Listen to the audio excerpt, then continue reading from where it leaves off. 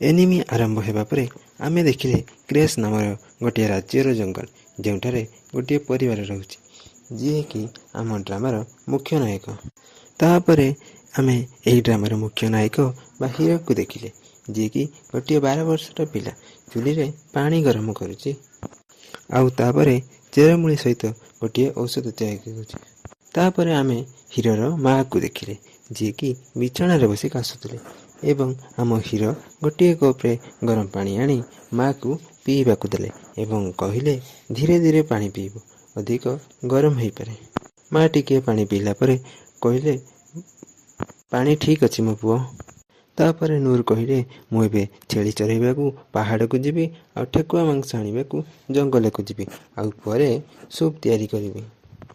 ମା ପୁଅକୁ ନୂର ବୋଲି ଡାକିଲେ। ତାପରେ ନୂର କହିଲେ ମୁଁ ଜାଣିଛି, ମୁଁ ପ୍ରତିଜ୍ଞା କରିଛି ମୁଁ ସୀମାରୁ ବାହାରକୁ ଯିବି ନାହିଁ। ତାପରେ ନୂର ଯିବାକୁ ଆରମ୍ଭ କରିଥିଲେ। ମା ପୁଣି ନୂର ବୋଲି ଡାକିଲେ। ତାପରେ ନୂର ଟିକେ ପାଖକୁ ଗଲେ। ନୂରର ମା କହିଲେ ମୋତେ କ୍ଷମା କରିଦେବୁ ପୁଅ, ମୁଁ ତୋତେ ବହୁତ କିଛି ଦେଇପାରୁନି, ହେଲେ ତୁମେ କେମିତି ଜୀବନ ବିତାଇବା ପାଇଁ ଚାହୁଁଛ ତାହା ବାଛିବା ପାଇଁ ତୁମର ଅଧିକାର ଅଛି। ତାପରେ ଆମେ ସନ୍ଧ୍ୟାବେଳର ଦୃଶ୍ୟ ଦେଖିଲେ। ନୂର ତାଙ୍କ ମାଙ୍କ ପାଇଁ ସୁପ୍ ତିଆରି କରୁଥିଲେ। ସୁପ୍ ତିଆରି ସରିବା ପରେ ନୂର ତାଙ୍କ ମାଙ୍କ ପାଖକୁ ନେଇଗଲେ ଓ ମାଙ୍କୁ ଦେବା ପାଇଁ ଡାକିଲେ, ହେଲେ ମା ଡାକ ଶୁଣିଲେ ନାହିଁ। ନୂର ବୁଝିଗଲେ ତାଙ୍କର ମା ଆଉ ଏ ଦୁନିଆରେ ନାହାନ୍ତି। ନୂର ଜୋରରେ କାନ୍ଦିବାକୁ ଲାଗିଲେ। ତାପରେ ସକାଳର ଦୃଶ୍ୟ ଦେଖିଲେ। ନୂର ତାଙ୍କର ମାଙ୍କର ଶବକୁ ମାଟିରେ ପୋତି ଦେଇ ସମାଧି ଉପରେ ଫୁଲ ରଖିଲେ, ଟିକିଏ ମନ ଦୁଃଖ କଲେ। ତାପରେ ଘର କାମ କରିବାକୁ ଲାଗିଲେ, ଯେମିତି ଠେକୁଆ ଧରିବା, କୁକୁଡ଼ା ଅଣ୍ଡାକୁ ରଖିବା ଏବଂ ଘର ସଫା କରିବା, ବଣରୁ କାଠ ଆଣିବା, ଝରଣାରୁ ମାଛ ଧରିବା। ତାପରେ ଛେଳି ଓ ମେଣ୍ଢାକୁ ପାହାଡ଼କୁ ଚରାଇ ନେବା କାମ ସରିବା ପରେ ତାପରେ ଭୋଜନ ଆରମ୍ଭ କଲେ। ରାତ୍ରି ଭୋଜନ ସରିବା ପରେ ନୂର ଆଲମିରା ଉପରେ କିଛି ଖୋଜୁଥିଲେ। ଖୋଜୁ ଖୋଜୁ ନୂରକୁ ଗୋଟିଏ ବହି ମିଳିଲା। ନୂର ଯେତେବେଳେ ବହି ଖୋଲିବା ପାଇଁ ଆରମ୍ଭ କଲେ, ନୂରଙ୍କର ବାପାଙ୍କ କଥା ମନେ ପଡ଼ିଲା। ସେ ନୂରକୁ ବିଶ୍ରାମ ନେବା ପାଇଁ କହୁଥିଲେ। ତାପରେ ନୂର କହିଲେ ଆମେ ଆଜି କେଉଁ କାହାଣୀ ଶୁଣିବା? ନୂରର ବାପା କହିଲେ ଏଡ଼ଭେଞ୍ଚରର। ତାପରେ କାହାଣୀ ଆରମ୍ଭ କଲେ। ଏଡ଼ଭେଞ୍ଚରର ବେଳେବେଳେ ବିଶାଳ ଡ୍ରାଗନକୁ ମାରିବା ପାଇଁ ଏକଜୁଟ ହୁଅନ୍ତି। ଆଉ କିଛି ଏଡ଼ଭେଞ୍ଚର ଅନ୍ୟ ଅନୁଭବୀ ଯାଦୁକର ସହିତ ମିଶି ଯାଦୁ ଶିଖନ୍ତି ଏବଂ ବଣରେ ହଇରାଣ କରୁଥିବା ରାକ୍ଷସକୁ ମାରନ୍ତି। ସମସ୍ୟା ଯେତେ ବଡ଼ ହେଉନା କାହିଁକି, ସେମାନେ ଦୁର୍ବଳ ଲୋକ ଆଉ ସେମାନଙ୍କର ସହଯାତ୍ରୀଙ୍କର ରକ୍ଷା ପାଇଁ ଲଢ଼ନ୍ତି। ଏକ ସାହସୀ ଏଡ଼ଭେଞ୍ଚରର ଏମିତି ଅଟନ୍ତି। ତାପରେ ନୂର କହିଲେ ମୋତେ କାହାଣୀ ଆଗକୁ କୁହ। ତାପରେ ନୂରର ବାପା କହିଲେ ଠିକ୍ ଅଛି, ମୁଁ କେଉଁଠାରୁ ଆରମ୍ଭ କରିବି? ତାପରେ ନୂରର ବର୍ତ୍ତମାନ ସମୟକୁ ଦେଖିଲେ। ନୂର ମାଙ୍କର କଥା ଭାବୁଥିଲେ। ମା କହିଥିଲେ ତୁମେ ଯେମିତି ଜୀବନ ବିତାଇବା ପାଇଁ ଚାହୁଁଛ ତାହା ବାଛିବା ପାଇଁ ତୁମର ଅଧିକାର ଅଛି। ତାପରେ ଆମେ ସକାଳର ଦୃଶ୍ୟ ଦେଖିଲେ। ନୂର ଛେଳିକୁ ଘାସ ଦେଉଥିଲେ। ତାପରେ ସହର ଯିବା ପାଇଁ ମା ଓ ବାପାଙ୍କୁ ଜଣାଇଲେ ଆଉ କହିଲେ ମୁଁ ଜଣେ ଏଡ଼ଭେଞ୍ଚର ହେବା ପାଇଁ ସହର ଯାଉଛି। ଏତିକି କହି ସହର ଯିବାକୁ ଲାଗିଲେ। ବାଟରେ ଗୋଟିଏ ରାତ୍ରି ବିଶ୍ରାମ କଲେ। ତାପର ଦିନ ସହର ପହଞ୍ଚିଲେ। ସହର ପହଞ୍ଚିବା ପରେ ପ୍ରଥମ ଥର ସହର ଦେଖିବା ପରେ ବହୁତ ଖୁସି ହେଲେ।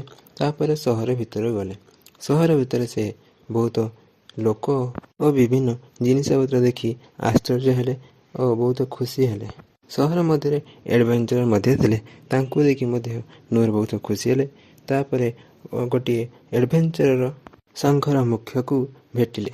ଗିଲ୍ଡ ମାଷ୍ଟର ନୂରକୁ ଦେଖିବା ମାତ୍ରେ କହିଲେ ଘରକୁ ଯାଅ, ଏହି ଜାଗା ପିଲାମାନଙ୍କ ପାଇଁ ନୁହେଁ। ତାପରେ ନୂର କହିଲା ଦ୍ୱାରପାଳ କହିଲା ଯଦି ଏଡ଼ଭେଞ୍ଚର ହେବା ପାଇଁ ଚାହୁଁଛ ତାହେଲେ ଏଠାକୁ ଆସିବା ପାଇଁ। ଗିଲ୍ଡ ମାଷ୍ଟର କହିଲା କିଛି ମୂର୍ଖଙ୍କ ପରି କାମ କରିବା ଦରକାର ନାହିଁ। ତୁମ ବାପା ମାଙ୍କ କଥା ଚିନ୍ତା କର। ନୂର କହିଲା ସେମାନେ ମୃତ୍ୟୁବରଣ କରିସାରିଛନ୍ତି, 2 ଜଣ ଯାକ। ଗିଲ୍ଡ ମାଷ୍ଟର କହିଲା ଠିକ୍ ଅଛି ଠିକ୍ ଅଛି, ତୁମର ନାମ କ'ଣ? ନୂର କହିଲା ମୋର ନାମ ନୂର। ଗିଲ୍ଡ ମାଷ୍ଟର କହିଲା ଠିକ୍ ଅଛି, ତୁମକୁ ପ୍ରଥମେ ପଢ଼ିବା ପାଇଁ ସ୍କୁଲ ଯିବାକୁ ପଡ଼ିବ, ହେଲେ ତୁମ ବୟସର ପିଲା କେବେ ଏଡ଼ଭେଞ୍ଚର ସ୍କୁଲ ଯାଇନାହାନ୍ତି। ନୂର କହିଲା ଆପଣଙ୍କର କହିବାର ଅର୍ଥ କ'ଣ? ଗିଲ୍ଡ ମାଷ୍ଟର କହିଲା ଶୁଣ, ଯେକୌଣସି ବ୍ୟକ୍ତି ରାଜଧାନୀ ଏଡ଼ଭେଞ୍ଚର ସଂଘରେ ସାମିଲ ହେବା ପାଇଁ ଚାହେଁ ତାକୁ ଏକ ସ୍କୁଲ ବାଛିବା ପାଇଁ ପଡ଼େ। ସେଠାରେ ଆପଣ ଏକ ଶ୍ରେଣୀ ବାଛିବେ ଏବଂ ପଢ଼ିବା ଆରମ୍ଭ କରିବେ। ଯଦି ତୁମେ ଏକ ଏଡ଼ଭେଞ୍ଚର ହେବା ପାଇଁ ଚାହୁଁଛ ତାହେଲେ ପ୍ରଥମେ ଏକ କୌଶଳ ହାସଲ କରିବା ପାଇଁ ପଡ଼ିବ। ଯେମିତି ଖଣ୍ଡା ଚଲେଇବା, ଯାଦୁବିଦ୍ୟା କରିବା, ଏମିତି କିଛି। ନୂର କହିଲା, ମୁଁ କରିବି। ନୂର ପ୍ରଥମେ ଖଣ୍ଡା ଚଲେଇବା ପାଇଁ ଶିଖିବା ପାଇଁ ସ୍କୁଲ ଗଲା। ତାପରେ ଅନ୍ୟ ସହପାଠୀଙ୍କ ମାନଙ୍କ ସହିତ ଶିଖିଲା। କିଛି ଦିନ ଶିଖିଲା ପରେ ମଧ୍ୟ ନୂର କିଛି ଖାସ୍ ଖଣ୍ଡା ଚଲେଇବା କୌଶଳ ହାସଲ କରିପାରିଲା ନାହିଁ।